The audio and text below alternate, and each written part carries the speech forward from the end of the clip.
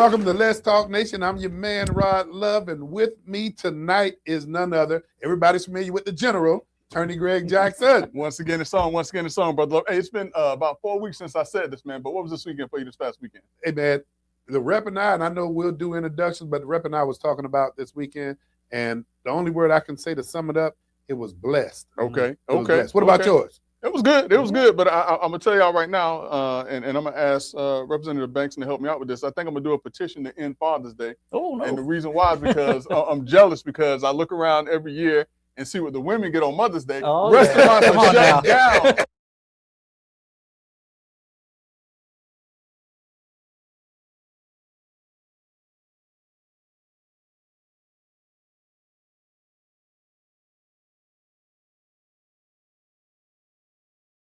Hey, but you know what? I cannot do this better than my partner who going on our 9th year. And so, partner, if you would make the introductions of our special guests. Listen, for those who do not know, sitting to my right is a great legislative man. He not only just a legislator for the state of Florida, he's also a great man of God. That's how my introduction to Doug Banks and Pastor Banks was as a minister, pastor. I went and I spoke to him when I was running for public office. Had a chance to get to know him a little bit better as a public servant, serving as a commissioner for the great city of Apopka. He is my neighbor. He is my friend. He is none other than State Representative Doug Banks. How you doing, sir? I'm doing great. I'm so glad to be with you guys. Well, we're glad to have you. And Greg, in your introduction, man, you said something that really hit home. Yeah. When I met then Pastor Bankston, I've been in that city. I built my house 17 years ago. And when I met you, your door was always open to say, come on in and let's have a conversation, whether it's Let's talk about it. Let's talk about it. I like it. That might have been the genesis of the show. Yeah. But hey, we're glad to have you here this evening. And just like a lot of folk that sees that the session takes place every year, a lot of people, they know that legislators get together. They don't actually know all the things that you do. And so we're glad to have you here this evening because there's one topic that our executive producer often says, Rod, save it for the show. And Brother Jackson, Rep actually start getting into the nuts and bolts of something that I think we're going to push back a little bit, but it's nothing other than property tax. So for those of you who tuned in, stay tuned in because you're going to learn something. Greg, what do you talk about? The IQ going up? Listen, man, we send IQs up anywhere from 15 to 20 points every show. But tonight, since we have a special guest in the house with us, and we would be remiss to not mention that we're going to have another legislator to join us also, Representative Bruce Antone. We'll talk to him. He's been a guest host on the show a couple of times, so folks are familiar with him. But yeah, I mean, that is a topic that a lot of folks have called and asked about, and it's going to be great to have folks that sit in Tallahassee that know what's going on, that can talk about the realities of what's taking place instead of us guessing and speculating. So you're right. Yeah. So we'll get it directly from you. But Rep, before we dive into it, let me ask you this question. This would be what number of sessions for you? Just finished my 4th session. 4th session. Oh, wow. So and I'm having fun because time flies when you have fun. but let me ask you this: have you set a record this session in terms of the number of special sessions that you've attended? Yeah, I'm not sure last year, but I know we had 3 special sessions this year, but we had quite a few last year as well. So okay, and could you tell our audience what is the purpose of special sessions? Yep. Well, again, we have a 60-day session by law that we are mandated to have. We have a couple months before that when we're back and forth there for committee weeks, which is setting up all the bills that we will run. We get 7. Senators can run as many as they want, but you have to have it on both sides. So we got to work it real strong there. And then we hit session. But a special session is something where either we didn't get resolved, such as this year, we didn't get the budget done. And we have to do that every year. And but just, I'm one of the foot soldiers at that point. You got to, the folks at the top. I'll tell folks it feels like being the running back. You're in the huddle, and all of a sudden the quarterback calls the play, then the coach calls the play, then the booth calls the play, and these are different plays. It's like, listen, we're just playing for those fans out there.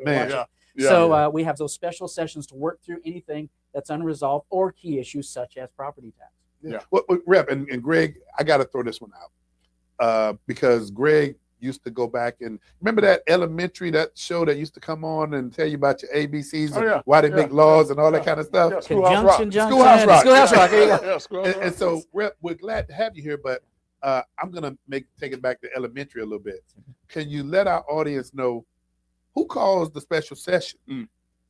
Well, the governor is the one that calls special session. He has the power to do that. But the House and the Senate have the ability to, last year was a real curveball because they said, okay, we'll be here because you called it. And then they gavelled out and then gavelled their own meeting. So it's just, sometimes it's just a little bit of power plays up there. But you know what? You've got to have that tension from both sides to try and make sure we get it right. And I love what our former speaker had said, Paul Renner, when he was there. He said, we like to hit the middle of the fairway. Yeah. And so when you have both sides of issues speaking, many times it helps us to find that tension and actually get the best laws. Right. Yeah. But it's right up your alleyway because I've seen you play golf before. Or not straight down the fairway. You ain't seen me play in a while. Yeah. But I mean, one of the other things too, and I think that this speaks a lot to what people don't realize.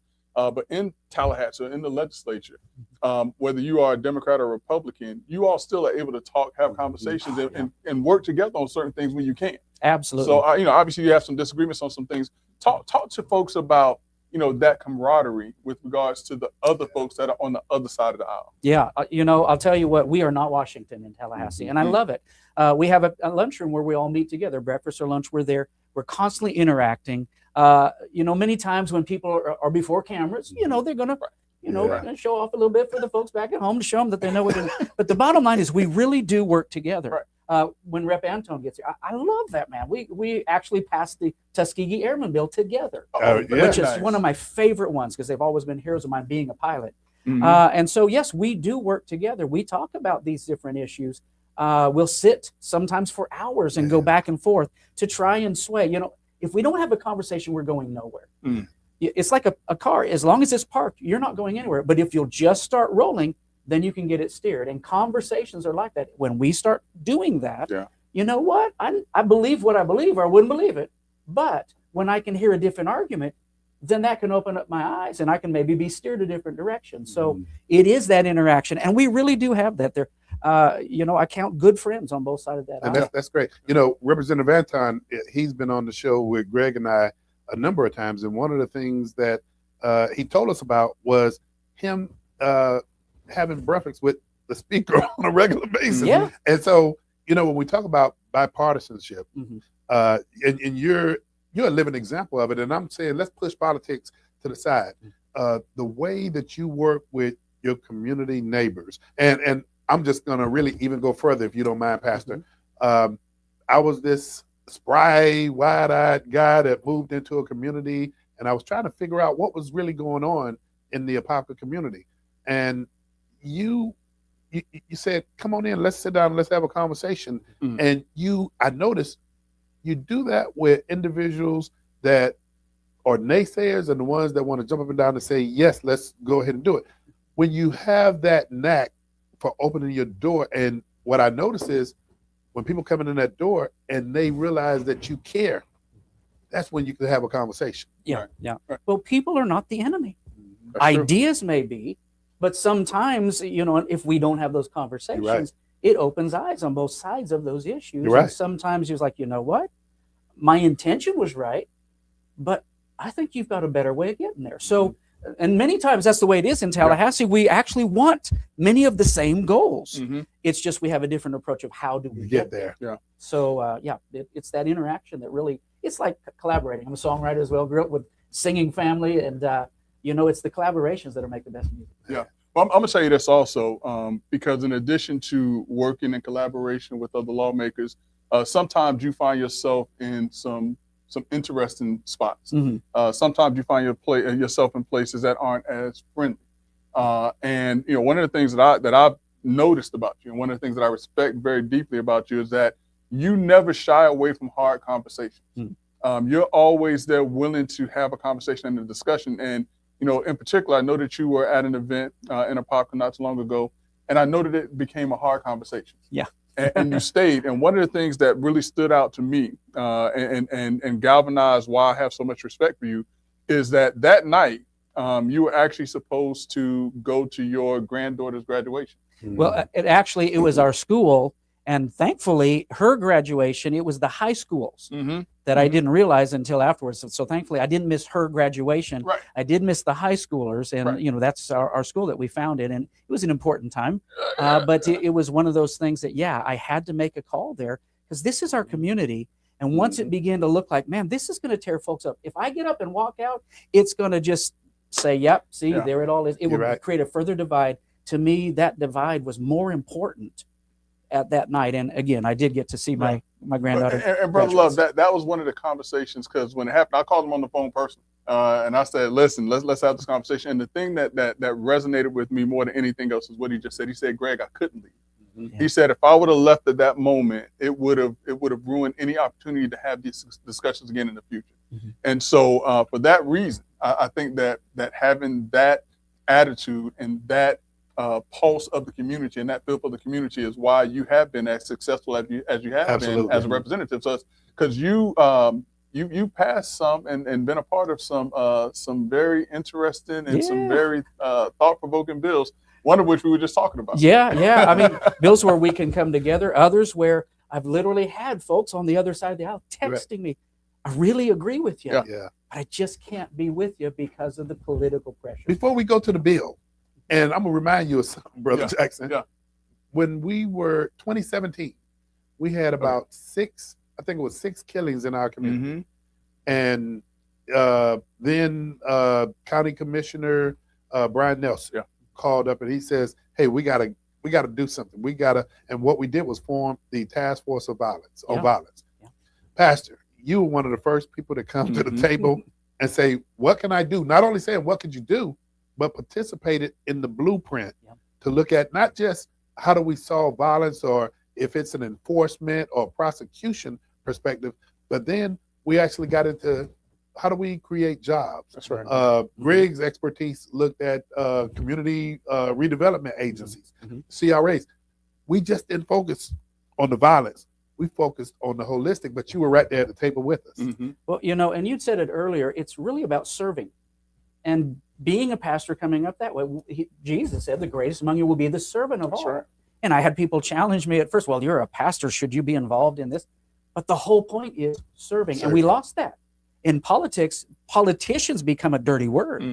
And sadly, there's a lot of dirt back there. But you know what? We're supposed to be public servants. That's right. Yeah, absolutely and if we bring that mindset and say, how can we help to resolve the issues that are around us and work together to get it done, then that's the best laws we make. Well, tell you what, here's what I would like to do. I'd like to take a quick break because we're going to do something real magical. We're going to make another representative. We're doing a David Copperfield. Yeah, we're going to do a David Copperfield. So we're going to take a quick break on Let's Talk Nation, and we'll be back in a few. They break, I fix. Right. They break, I fix. Mercedes-Benz, BMWs, Jaguars and Porsche. Joe's Quality Auto Repair. I specialize in European cars. They break, I fix at Joe's European Quality Auto Repair. Located at 1240 State Road 436 in Altamont Springs. They break, I fix. Call me, mention Let's Talk Nation and bring your certified dealership repair quote. And I beat by 30%. Remember, they break, I fix. Call me at Joe's European Quality Auto Repair at 407-409-6040. Again, 407-409-6040. After they break, I fix. Joe's European Quality Auto Repair. Doc, run another one, please. Okay. And then you got kids on here, they're killing each other. Then they're laughing about it on Facebook. Yeah, right. Until you see them crying in somebody's courtroom. Yeah. But you know what? When you talk about the fact that it comes down to what takes place in the home, parents, Doc, I'm going to pass the baton because you did a good job of when you said mama's 16 and grandmama's 30-something, 32. So, there's a breakdown here. Yeah. I don't care what, so how do you get your arms around this when, I look back, my mom, was, I don't know, late 20s or in the 30s when I arrived on the scene, and me and my siblings, grandmama was in her 50s or 60s. So, well, how do you deal with this generation? Hey, welcome back to Let's Talk Nation. And as I mentioned to you before, we know how to do magic tricks around here, don't we, Brother Jackson? Absolutely, man. Absolutely. And listen, as a part of that magic trick, we brought into the studio with us a gentleman that you all should not see as a stranger. He's been here as a co-host on the show, but he is also a state representative, also a good friend of the show, a good friend of ours. He's been in the Orlando community for as long as I know, and I've been here for 20 plus years. None other than Representative Bruce Antone. Good evening. Glad to be here. Apologize for being late. Yo, glad to have you. You're right on time. You're right on time. But, you know, you segue in here as Representative Bankston was talking about working across the aisle. Okay. And he said something that I'm going to go ahead and repeat for him. He said, I love that, Bruce. Legend up there. How long have you been there? Longer since you've been here in South Florida. And I mean, we worked together on the Tuskegee Airmen state holiday. Yep. And the Tuskegee Airmen commemoration road, or whatever that road is called, but it's all under State 10. So yeah, I believe in working across the aisle. You get things done. All the butter for the bread is on the other side of the aisle. Man, I tell you. And you've been there. You worked for when he was a state senator, our current city of Orlando mayor. But weren't you in the legislature? You took a little break or something before? Yeah. So I worked for State Senator Buddy Dyer for 8 years. And then I got elected the first time in 2002. I was there 4 years. I left for 6, came back in 2012, termed out in 2020, and then came back in 2012. You're a long time there. Yeah. Somebody's got to do the job. You're right. That's right. So Rep. Antone, we're talking about, as Brother Love was saying, working across the aisles. And so Representative Bankston was just talking about one of the bills that I was really excited about. And he was telling me just now that it passed 100%. Yeah. And he was talking about the gold and silver. The legal tender. Yeah, the legal tender bill. And I'm going to tell you why I was excited about it, Rep, is because back in 2007, I started buying silver. Wow. When it was $15, $20 an ounce. Wow. And if anybody was watching not too long ago, it got up to 120. It's back down to like 67 right now. But when Rep. Bankston was talking to me about that particular bill that he was looking to pass, I was excited about it. Yeah. So talk to us about that. Well, what I love about it is it allows everyone to succeed. It's about everyone having an opportunity. Yes. And part of it went with it was we removed that the tax. If you bought under $500 worth, then you were taxed. It's like, why are we hurting the little guy? He's the one that needs the most help. So we got rid of that. But the foundation of this gold and silver legal tender, we used to be on the gold standard. Gold and silver was our money until we went off in 73 with Nixon. But you know, the standard or gold and silver has an intrinsic value. When we were tied to the petrodollars, that was a 50-year deal. It went away in 2023. But gold and silver, again, it keeps its value. The problem is money is currency. The dollar is currency. When you need to spend your gold or silver, you have to turn it into currency. And what happens? They penalize us with a capital gains tax. You can't write off your dollars when they're losing their value, but you end up having to pay because your gold and silver is appreciated. So the Constitution gave us this right that a state can declare gold and silver as legal tender. We can't coin it or mint it, but we can do that. So we set an established value on that. So because it's legal tender, it's the same. Your dollar bill says this bill is legal tender or it's cash. So making these accounts that people can put it in there based upon a stabilized value, now they can go with a debit card and spend it just like they do their dollars. However, it can remain in their account. It can appreciate in its value. And yes, it goes up and down. But as we were saying, it's like being in a boat. Waves go up and down, but the tide rises. You're right. And gold and silver is an inflation beater. So this is going to help the average person. You can go out with $10 instead of buying a lotto card. You can get a little bit of gold, a little bit of silver, begin to build that up. And it's a stable thing over time. And we worked hard on that one. And it was new to all of us. And I dug in, got a hold of it, and we went and had lots of meetings together. It's like, okay, tell me about this. We passed it 100%. I mean, lit that board up. Campbell hit us red on that first time. But when it came back, I went like, Campbell, come on, man. And he's like, come on, I got you. So we lit it up green all the way. Reps, let me pose this to both of you. When everybody heard that Greg and I were going to have you two here, this is one of the comments that I got more than anything else. Everybody says, when are we going to get our arms around insurance? So, hey, I'm gonna throw the alley-oop, and either one of you can go ahead and jump in on that one. Maybe with the next governor. is when we get our arms around insurance, and it needs to be automobile insurance and it needs to be property insurance. But you know, both of those things are causing a big hit on everybody's budget. That's right. And we've got to do something about it. I understand, you know, to deal with the insurance company. They have to, you know, make sure they got enough money to cover their risk. But at the same time, this really is hurting the affordability in Florida.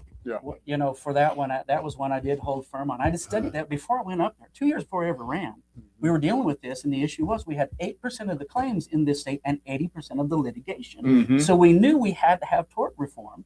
And of course, and this is not a check or we need them. We need them to fight for us, and we need them to go after the bad guys. But what was happening was it was creating an incentive to continue to you know, expand that. So we made that change, and then the next group came in, this last group, and they wanted us to back off on that. And that was a tough one. I had a sleepless night because to me, it's like I can't do it. I'm convinced this is part of the equation.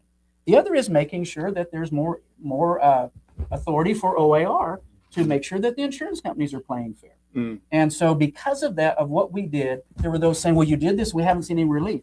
What happened was those who were gaming the system, once we passed it, they flooded the pipeline before it became enacted. So all of those things had to play themselves out before we felt the relief. So it looked like we didn't really do anything.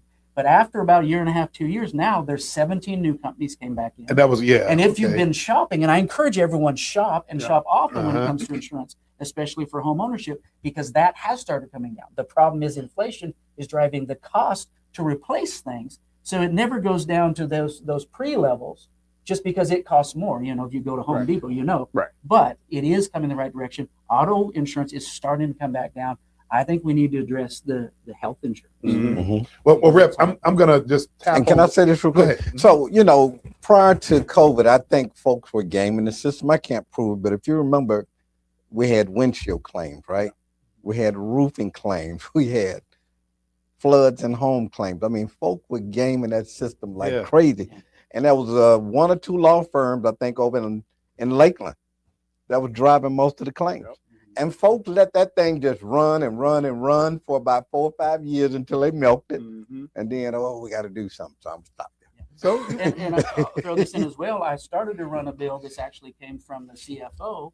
Was a bill he had been doing to make sure and hold presidents of insurance companies and banks accountable. If they wrote a company into bankruptcy, and this was happening, they would write it down, take all the profits out, and go right back over it and start a new company. Wow. And so the bill, had we been able to move forward, we couldn't find the Senate sponsor, but it would have held them accountable. And if they wrote it into basically into bankruptcy, they could not be a president for at least 5 years. Wow. So we were trying to stop the ones, and that's the sad thing. It's like being a pastor. You get a bad pastor, and everybody thinks they're all that way. But you know what? But I do like that. I mean, Bosno's he's not confused about this. He's going to be held to pay for something. But, you know, the bottom line is that does happen. And so we've got to make sure that we're overseeing all of that industry, because I believe in free market, but when you mandate someone to have a product, you have to have oversight over that industry. But I heard something that you just said when you said that, and you did this through legislation, I would imagine, where you say you couldn't go to another company and be a president. That makes a big difference. But there's something else when you talked about shopping around for insurance. I know this is not unique to one of Greg Fratt brothers, but it just so happened that one of Greg Fratt brothers, I'm out at a networking event, and I'm bemoaning the fact that my car insurance is what it is, and I have 2 young daughters, so I know that drives up insurance. I save $3,000 a year by shopping around with the same full coverage. So you're right. A lot of shopping around is what needs to take place. But you know what? We're going to get to one of the big issues in the room. And the big issue in the room. Greg, lead us off. But no. Before we get to that, though, because we talked about one of Representative Bankston's pet projects, the Gold Bill. Rep. Anton, what was one of your pet projects that you were able to work on this session? My pet project is always the funding for Florida's 3 private historically Black colleges and universities, making sure that same $30.4 million gets in that budget every year. And once I'm good with that, I'm good. Well, listen, as a part of one of those, you did. As a part of one of those historically Black universities, I say thank you. I mean, he has literally fought to make sure, hey, we need to make sure everyone gets the place. Very nice. Very nice. So listen, the big conversation, All right, and this is the real reason we invited y'all to the party. All right, because we want to get some insight. We want to talk about what is happening with the property tax bill. There are a lot of a lot of folks and a lot of entities that are concerned about what's taking place. One of which is our CRAs. They're trying to figure out how this is going to impact those communities that have community redevelopment agencies, particularly since the TIF funds come from ad valorem taxes within that area. So talk to us about what's happening with the property tax. What happened with the property tax legislation? Well, nobody's happy, so it's probably the best bill. You know, you get different sides warring there. But yeah, everyone's frustrated, but we know we need to do something. And that's the challenge. Should we do a thing? How we do it is the real, where the sausage gets made, as they say. The fact of the matter is, and we were talking before, I look back, when did our property tax exemption go to 25? It was 1980. The average home of a Florida home was $45,000 in 1980. So 25,000, it was more than 50% of the value. You're right. Right off. Yeah. That's right. What should have been done, if I could have waved the magic wand and go back there, tie it percentage-wise. So if it was, 54%, whatever it was, basically, then that would have incrementally gone up. We would have adjusted as we've gone forward. Now we're, 25,000. That was 50, but compared to the average home in 2026 is $382,000. Yeah. So it's nowhere near the percentage. So our first year, I really like an incremental step with this, because when there's this much change, even when we should do it, people need that relief. But man, when you pull the rug out from under local communities, that's the big scare, the big concern. How do we replace it? Because that's really the thing. It's replace, not remove. So we got to find ways to bring back a replacement. This is the first time I've heard do it based on percentage, which makes sense. Yes. Makes sense, yeah. So our first year, by next year, if the people, again, I love that we're putting it to the people. They're going to make this choice. But it's real important that information is out there, or they can make a bad choice, So the bottom line is the first year it will go to 150. That's like 34%. So it's nowhere near the same level of relief, but it is some relief. Homeowners, I've had them sit in my office and say, you know what, when I paid my home off, the bottom line, they were very responsible. They did everything was right. They paid their taxes. They paid their home off, but it cost so much less. And they made so much less, so they could only give so much away. Now the cost of living is so much high. They call it a fixed income. I call it a broken income because it cannot keep up with inflation. So they're having to make choices between food and medicine. This is bad. And they've said in my office, said, I have to sell my home that I wanted to live until my life was over, passed on to my children and keep it in my family. And now they're not able to do that. So I think it's something that we need to do for homeowners. They say statewide, and we hear different numbers sometimes, but statewide it's 35%. But the problem, and cut me off. I know I get talking. I'll wait for you. I'll jump in. So the extreme example I use is the town of Eatonville. Eatonville has 800 homes, about 450 of them are homesteaded, right? And so most of the homes over there are assessed at less than $250,000. And so a $50,000 homestead exemption now is worth about $750. All right. So at $150,000 next year, which is 3 times that, Eatonville pulls back $2,100 per home, which is almost I don't know how much. That's $1 million. And so when it goes to 250, now we're at 5 times 750. We're at $3,700 per home. So the homeowner gets relief, but the city has right. to deal with it. So that almost that will nearly bankrupt the town of Eatonville. Do you know what the percentage is for Eatonville that they depend upon the homeowners? Because I know for a pop, it's 13%. Statewide, it's 35%. Eatonville's budget, if I'm correct, is probably $7 million. They have the highest millage rate in the county, and they supplement their budget with very high water fees. So probably $7 million of their budget, $3 million of their budget is attributed to water fees. So now they're only working from $4 million. And when you multiply, say 500 times 3,700, you're talking about half of their budget gone easily. Good news is, and part of this plan, and this is what the governor was trying to say, we have a way to make up that difference. However, there's a concern about it because it's grants and grant funding. There are other plans that I really proposed or pushed forward, Rep. Sapp. He came as a freshman, and he's been really studying this thing with a lot of homework on it. And I love his plan, different ways that we could bring a replacement without just doing a sky-high sales tax. You know, a 1% sales tax, a sales tax on the home at the front, and which you can roll into a 30-year mortgage easily and not feel the pressure. But if you remove the tax and bring that insurance back down, the average homeowner has to be 40 years old before they can even afford a home, which now makes our rental market just crushed. Right. If you got those first-time home buyers that are now able to afford a home, there's less pressure on the rental market, and so that they'll begin to bring the cost down on rentals. However, it's offset because some of that will roll over and increase that. So there's a limit on that, but there's the grant fund.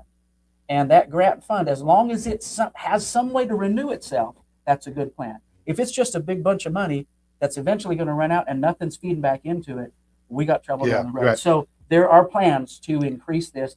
The problem that I've talked to from municipalities, their concern is, yeah, but there's no guarantee. Right. So what if somebody in Tallahassee doesn't like you? Yeah. See, that's not good. Yeah. And let me So jump now in there, and that's my concern, is that the legislature won't jump in and set up that budget stabilization fund. And then it's probably 19 counties that are going to be severely impacted. And we don't have the money in Tallahassee to make up the difference. So I don't know how we're going to make this work. The but good this news is a on that disaster. is both sides of the aisle have those issues. Yeah. And representatives saying, we can't sustain this. How do we do this? So the more rural districts. So that's where those grant fundings have to roll over and help them to make up the gap. And in some places, we'll combine services. We used to do it. We had over $30 billion increase, and the cost did not go up that much. So you know how politicians are. If we get money, we find a way to spend it. Yeah. So now it's been spent. It's hard to pull that back with folks. But yeah, there's some genuine concerns, and I think there's some. So now when we're talking about this grant funding, are we talking about like USDA grants and other federal government grant? Where is this grant funding coming from? State of Florida. A lot of it, is the money that we paid off debt. I mean, we paid off more debt in the last few years than the whole history of Florida combined. A lot of that will be set aside. But again, is there anything feeding into that? If not, that'll eventually run out. And so it's a remedy, but not a cure. One of the proposals that Rep. Sapp put forward that I like has to do with tourism. You know, the state of Alaska, they have oil. And what they do is out of their proceeds, they actually supplement all of their citizens. They can benefit from that, so it keeps their costs low. What do we have? Well, we have, different things. We do have oil offshore, but we have tourism. So how can we utilize that without hurting that industry? Because we all fight for that one. That's my district. And I'm going to fight for them to do that because my goodness, I forget how many 400,000 jobs right in this local area. So we got to protect that. But if there was just a minor fee, $1 fee per stay, now instead of us we create the infrastructure that the whole world enjoys. Now it's spread out, and it's one of the ways. So a 1% sales tax, that's not, out of the box there. A sales tax on the home, and now you own your home, that's a good measure. But a long-term, every tourism stay with a $1 fee, that begins to build up. Those were some of the things that Rep. Sapp had proposed, and that begins to residually fund the funds that we need to help take care of the cities that are more crushed because they depend more on their homestead tax. See, I'm going to be sensational here.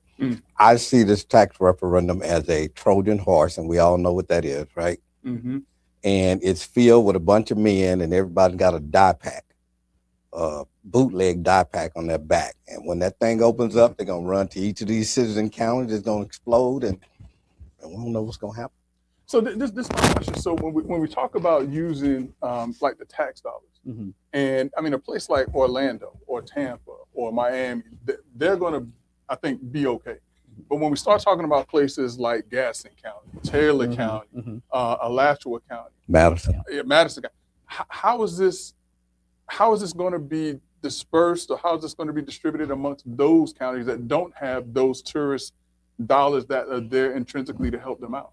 Well, the tourist dollars will go into the fund that is the grant fund for everyone else. And is it going to be based on the population as to how much each gets, or? that's the part that gives us heartburn. We can't Right, do right. the implementation phase when the people haven't even told us go do this. Interesting. So there are ideas, and I believe there are things that are very feasible that we can do this, but we're going to have to implement it and make sure that everyone plays fair, that no politics are played. There's got to be some type of a metric Right. that we can go to say, okay, based upon, so let's say a rural district, some of them depend 100% on what comes in from the home because they're all homeowners. Right. They don't Right. have a lot of, rental tax or this or that. So they're going to need more of them. One of the other things is combining services and the sheriffs have already been talking about this because different places where everyone's recreated the wheel and now we have lots of smaller departments. That's a big expense. So, I know Apopka, when economy they of were scale. smaller, our fire was covered by Orange County. Now Apopka is doing very well there, and Apopka's grown a lot. But Y'all let me jump in here. Yeah. I'm gonna do this because Rod always fusses at me because he say I worked to the last 2 minutes of the show. But and I want to share something with you. I'm gonna play the role of concerned citizen. One of my neighbors, she came up with a list, and I wanted to kind of highlight it. Her name is Barb Cook here in Fruitland Park, and she had some questions. So I just want to shoot a couple of them out there. One is, if this is a real tax reform, what replaces it? Number More two, taxes and fees. yeah, Number two, she's asked, is this a tax cut or just a tax costume change? Homestead owners may save money up front, but government still need revenue. So does Tax the bill simply reappear through rent, insurance, utility bills, assessment, fees, and higher costs on businesses and apartments? She goes on to give us a lot more, but I just wanted to throw that out there and get y'all response to it. This will result in higher assessment somewhere, increased millage rates, additional fees, just like Orange County in the last week or two has been discussing an extra $10 a month for storm water to make sure they generate enough money to pay for all that storm stuff that happened during the last hurricane. But it's a tax shift. So while we're taking from the local governments, we're going to have to make it up somewhere. Again, the state of Florida grows by 3 million people a year. New roads, new houses, new infrastructure, services, you name it. It's going to have to be paid for. And that money is going to come from somewhere. Maybe raise the sales tax by a penny, right? It's going to come from somewhere, but it's not a free gift. And Representative Anton and Bankston, this is my concern as a citizen, is that oftentimes whenever government does things like that, the first not victims, but the first soldiers to fall are usually smaller entities like nonprofits that provide community services. They get their funding cut at the state and the local level. And are we going to now have the seniors only eat one meal a week? Are we going to get rid of the low cost transportation? Some of them need non-medical transportation, and they pay a fee, but it's a nominal fee that they have because it's subsidized. The counties and the cities subsidize it. Yeah, so you're right. We've got to replace it somehow. If it is only a tax shift, the question is, first of all, people don't actually own their home. If we did this on people's cars, they'd have a fit. If you suddenly were taxed every year on your vehicle, and if you didn't pay that, they'd take your vehicle and sell it. No one would put up with that. So part of what will replace it is the sales tax on the home at the beginning of that sale, which then is rolled into the 30-year mortgage, but you actually own your home. Now, the concern is they'll take the taxes that, okay, I got tax savings, but now they're going to create fees. And that's the part. Yes. And so that's why I was talking about the tourism dollars is one way that we could do that, a 1% tax. Another idea was a front license plate. Now, I'm a car guy. I don't even like the back one. But, when he talked about, I think there was $31 million that would generate. If I can, pay $30 and have my taxes off of my own home, then, man, I'll do that. I'll be first in line. there are several different proposals. The problem is we don't have the implementation Which one, to yeah. prove that. You're right. But we have to do that. Right. We've got to find a way to replace those things. And to answer your question as well on those who will get their fundings cut. One of the things that I ran a bill, Senate ran it as well, and it never got taken to the governor's office, but was that I'm trying to think of the name of it, community and nonprofit. Bottom line is, I forget the name, I forget what you call it, but the bottom line was it was moving into that governor office to work directly with churches and nonprofits throughout the state, making sure that there was a seamless way that everyone knew the programs that were available. But the fact is, and I'm a pastor, there are many churches that they would line up to help, to lend a hand. Every single church, has their little, food storage. It's like we need to work together. If we would all communicate, work together, literally $54 million was saved just through churches and nonprofits in one area alone. And if we were able to duplicate that, then that comes off of the pressure of the taxpayers. But the big thing is, it's not completely replacing it. It is, however, if we are replacing those who own their home, so they truly own it, it's 35% statewide. So how do we fund the 35%? And that's where the challenge is. Again, Eatonville is going to have a lot higher impact than another city. So. And one last thing. Now we have a history. Me and Bruce have been around here a long time. And remember, Bruce, when they first did the 408 used to be called the East Holland Expressway. Right. And they told us, we're going to tax it for 10 years. We're going to toll it for 10 years. Then we're going to open it. And they turned around and say, nah, we ain't going to do that. We're going to keep getting that money. And see, and that's the thing about a lot of these programs. It started out with good intentions, but somewhere it ends up, somebody gets the green weenie, as we used to say in the military. Somebody's going to get that green weenie. Yeah. Here's the reality of what could happen. So in today's environment, a district like mine, where there are less affluent communities, they already get a portion of the services that the more affluent communities get, whether that's infrastructure, stormwater, sewage replacement, road maintenance, or what have you. So if the cities and counties are going to have to cut, who you think going to get the real short end of the stick? The less affluent communities in a district like mine and all across the state, the rural areas, because their voices are not as loud and influential as the more affluent community. And I agree. That's what. But here's one of the other things, and I like the fact that we started this conversation off about working together. When you came in, Rep, and here's where we are going to be leaning on that bipartisanship. And I will say, Bruce, Greg and I have worked with you for years. We've seen you champion. Matter of fact, you told us some of the tricks to the trade where you do brothers with the speaker, But this is where we're going to have to lean on the leadership because you're right. We know that there's areas and communities that are not getting. We're not even talking about fairness. That's just not getting. But one of the other things that Doc is, he wasn't even alluding to.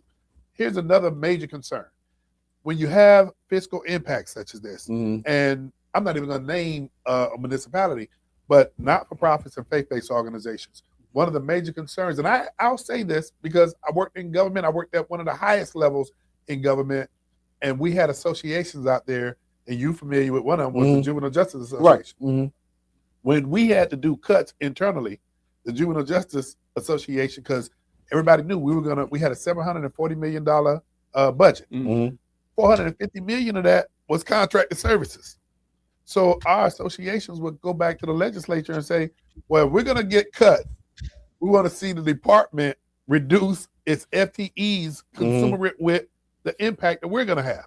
And so that's one of the things Doc is talking about. Are we going to see local county governments that if they have to reduce human services in communities, are they going to constrict what they're spending, which is pensions, employees and things on that end? That's one thing. And I was making some notes as y'all were talking. What area is Representative Sapp out of? Because he sounds like somebody we need to invite, Greg. I'll tell you what, I pushed his stuff to all the leadership, to governors. I said, y'all need to look at this because he's really thought through this on how we can replace it and make sure that there's a fund available to help those who have a greater impact. And that's part of it. Again, there's two things. There's should we do this, but how? How do we do it? Well, And the thing. well, I'm sorry. Well, one of the other things we want to get invite Representative Sapp on the show, but then I don't remember which one of you talked about the 1% sales tax. What people don't see before the show is the pre-show of what we talk about some of this stuff, and we've had conversations about consumption. That's what we equate sales tax as, a consumption tax. But here's the other concern that everybody's talking about, and both of you correct because you're the lawmakers. This property tax exempt school taxes, and that's it. Am I correct? Right. Yeah. Okay, and so it goes back to Greg's point that CRAs and a whole bunch of other taxable entities are out there. And if that's the case, our other concern would be City of McCoy right now is having discussions about a fire assessment fee. So we local governments replace taxes with a whole bunch of fees. Yeah. And that's what's going to happen. That's where we're going. I mean, this is one thing that we have to look at, and I am a huge first responder supporter and fan, always have been. But if you look at this, the average citizen, their income has only increased in minimal single digits since the whole COVID episode.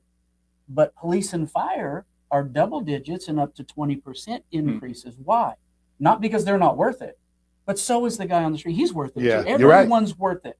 People are worth things, but man, if I could, I'd just wave the magic wand, but we can't do that. So why did that happen? Because some of the governments that are big, that got a windfall, were able to drive the prices. So they'll go to the smaller districts and they'll hire our best. Yeah. And then what do we have to do? We have to raise it. I was at a popular. We had to raise it a huge amount. Again, nothing against. I want to give them as much as we can. But what it did was it's something that causes it to be just priced out of the market for the smaller areas. This will force larger governments to tighten the belt like we've had to in Tallahassee. You know how much we make. Well,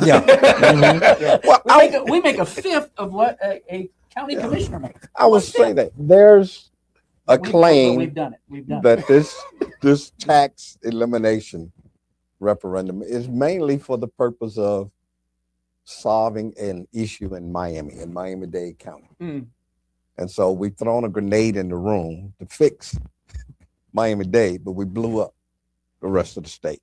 Interesting. And so at the end of the day, Orange County raising stormwater fees by $10 a month, sales tax increase by a penny, licensing fees going up, assessments going up. It might not equal to that $3,700 that you save with a $250,000 exemption, but you're still going to pay the bulk of what was pulled back off of your tax bill with the assessment. I know there's the concern for that. I haven't seen those numbers yet. And that's the problem. We have to get to the implementation phase. Yeah. And when we get there, then the numbers have to work. They have to work. Well, see, last year the governor vetoed a bill that would have done an assessment, that would have done analysis of how will property tax elimination impact cities, counties, and the state. And he vetoed it. And then we throw this thing out here. And like I say, it's just a bunch of little men running around with dye packs on their back, waiting to just blow up. Every little city, every little county. We got an issue here. We got a real problem here. And the fear is this thing is going to pass. Now, I'm all for people having more money in their pocket. I certainly believe that. I want more money in my pocket. But again, we just don't know what's going to happen with this. And I think right now, Florida is the first state in the nation to get this far. Yeah. And so we are the test case, we the test dummy. And I don't think it's going to end well if this passes. I think the other side too is the philosophical question. Should we be doing this? And when we were in committee, which I love because we think through it, we've got to talk through it. Even if we end up talking through it and realizing, you know what, this isn't the best route to go. But the question was, the local government saying this is a stable source of income. It was talked about jacking the sales tax up, 12%. Yeah, that could pay for it. But what happens when the economy goes like this? Sales tax is not stable in the same way. But the question being, well, this is a stable source of income. And I said, well, I understand that. I get that. And if I didn't have a stable paycheck, I wouldn't know how to budget. So we have to budget low if things are up and down. However, and I pointed to my neighbor, and I'll just use, I said, well, I'll bet you've got a decent retirement fund, It's all right. and when you get there, it'll be enough. And so if I could find a legal way to tap into your retirement fund, I'd have a stable source of income. But that's not right. You're right. Because You're that's right. his. So You're right. that's the real question. We are taking homeowners. We have found a stable source of income. The piggy bank is your house, my house. And because we've always done it that way, that's why I say we can't just do this willy-nilly. We've got to make sure and have a process to make sure that the rug isn't pulled out from everyone. But we also can't say your house is my piggy bank. Correct. You're right. So this is a way to make sure homeowners, not all, but the homeowner, at least now I actually own my home that I paid off. And if I couldn't pay those taxes, it could be taken from me. You couldn't do that with your car. You couldn't do that here. We're used to doing that way. So 35%, if we can find a process, and I believe there's a way to do this, but we've got to do it smart. We've got to do it incremental. We've got to make sure it's done fair. You're right. Yeah. And bottom line, if it ain't broke, don't fix it. Yeah. And I think this is the case where we broke something or potentially breaking it. And then we got to try to figure out how we're going to fix it. And I don't know that we're going to be able to fix it without it causing other damage. It'll be uncomfortable. The change always is, but is it good change? If we can solve those things, people do own their homes, because that's the other thing that is broken right now. When I bought my home, built my home and paid for it, my mortgage was this and taxes and insurance were here. They actually equal one another. So once my home is paid off, I still have the same amount that I was paying when I bought my home. And that's the problem. We need to give relief to homeowners. And we need to keep the pedal down on insurance. Absolutely. Keep finding ways. But it has to be a market-based solution. We can't put an artificial cap or we'll have what happened to Citizens. You're right. It was capped here and it ended up almost going bankrupt. One more storm and we'd have been over our heads. And who pays for that? The citizens. We all own that. So that's beginning to turn around. We're seeing things go in the right direction. If we can get rid of that TI from the PITI on your mortgage, new home buyers will be able to afford. It'll relieve the rental market, bringing those prices down. There will be shifts. There will be fees that will replace some of those things. But if we will implement some of these other things, that will now come in and supplement it. And now even those who are visiting can help relieve the homeowners who have borne the whole burden. And I'm looking at what other efficiencies do we find from this? I mean, one of the examples I was looking at Jacksonville when they consolidated their law enforcement. You had, just like we have here, county, city. Through that consolidation, is there any research or reports or data that shows that they got economy of scale from that consolidation? Some of the other things that I know municipalities across the state is going to have to look at is right here in Orange County. We have a few municipalities that you have to scratch your head and say, and I'm not going to name them, but population of 2,500. Is it wise to be out there and you're that small municipality? I mean, it makes sense to be unincorporated then. Right. I mean, And that's where we will have to combine services to really cover that. But here's a question I have. And much like when I first met Representative Anton, he had some far-fetched ideas. That's still gonna say a conversation for you will be forever. Thinking out of the box. but the question I have is this. All right, and I agree, Rep. Banks, you said something in terms of tourist tax dollars, because I believe that tourism is Florida's gold. And I believe that it is the resource that we're going to have forever and ever, amen, just because of how great the state is. But we also have monies that come into a certain pot every single year that I've seen grow to $500 million, $700 million, to $1 billion. And I'm talking about the Florida lottery. Is there any way that some of the monies that go into and I know that the lottery is set aside for education, but is there any way that some of that money can be used to offset this? Yeah. It's funny you mentioned that. Rep. Sapp had a proposal to be able to do that and not hurt what we're doing for schools. I like this. Yeah, I like this. So I'm telling you, there's a lot there, and almost no one saw that proposal. Maybe because he was a freshman. But the bottom line is the House worked hard. We started early on, worked all through, listened to everyone, and said, this is what we're hearing, and these are the concerns. Senate didn't move early on.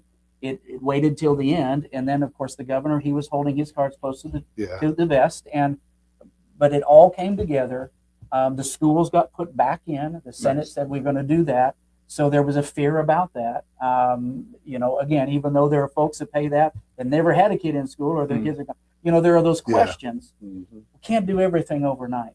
But if we begin to start going the right direction, I think we can find a way to do it. If there's a will, there's a way. You're right. But we have to do it again. And there are some efficiencies because it will force the cities and the counties to go back and re-examine their budgets. Are we spending wisely?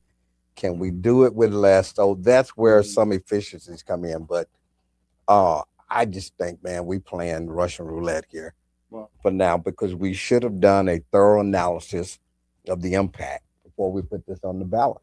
And people sent us to Tallahassee to make tough decisions. So we can't always punt it back to the local folk. Let's let the voters decide. No, they sent us to Tallahassee to make that decision. And sometimes we got to put our big boy draws on and we got to make the decision. And this was, However, and this constitutionally, we can't do that. We have to put it to the voters. Constitutionally. Right. But the other part of this too is at the end of the day, if this passes, folks are still going to be paying taxes on their homes because this only exempts $250,000. And I'm sure everybody in this room has a house that's assessed at more than $250,000. So you might own it outright, but you're still going to be paying taxes on it. And I mean, the homestead thing works in Florida. It has always worked. Nevada, Las Vegas has a tourist development tax, $35 per hotel night. Here, it might only be $10. It's $35 per room in Las Vegas. So that's another way you make up for it. But we're going to pay for this. We're just shifting it. That's all we're doing. We're shifting it from one place and it looks pretty, but it ain't pretty. But it is incremental. So the first year is the 150, the second year the 250, but the third year we are supposed to get it to where it truly is removing the tax from the homeowner. The problem is now schools are back in, so that will always be taxed. So are we going to remove all the taxes after the third year? After the third year, we're supposed to begin to find the path. How do we get there? So homeowners, and again, it's only then that we even reach that 35% statewide. Tell you what, let me do this. Let me do this. We got 3 minutes left on the show. Well, no. We got to do this because I need Representative Anton and Representative Bankston to do me a favor. There was a law that was passed here in the state of Florida that I think is just fundamentally unfair.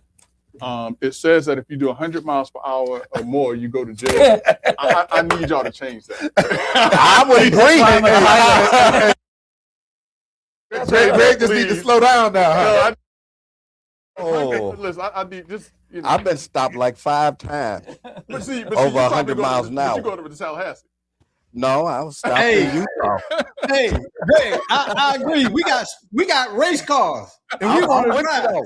Hey, we got to take that. No, you know what? That's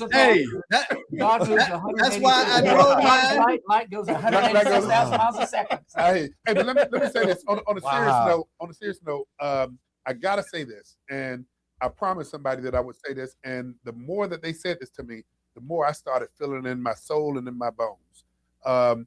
There's elderly individuals that have worked 40 years to own their home, and Greg, you know a lot of the clergy. And by the way, Rep, you did a great job with the prayer breakfast, bringing the churches together. But I got to say this, and I'm going to say it and I'm going to leave it. I have individuals saying to me on a regular basis, and these are folks that are on fixed incomes, that saying, I thought after I spent all these years buying my home that I could be comfortable and die in my home. And now individuals are saying they're going to have to sell their homes because they can't afford it. 2 reasons: property tax and property insurance. And so hey, Reps, Greg and I and Doc Polite, we really appreciate you all coming here. And we find ourselves, because I'm going to just tell you, I'm never going to vote against my interests. And I hear what people say about the impact after the fact.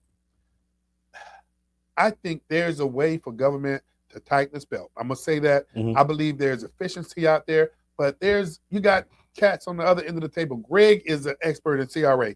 I'm looking for government to tap some of this untapped resource.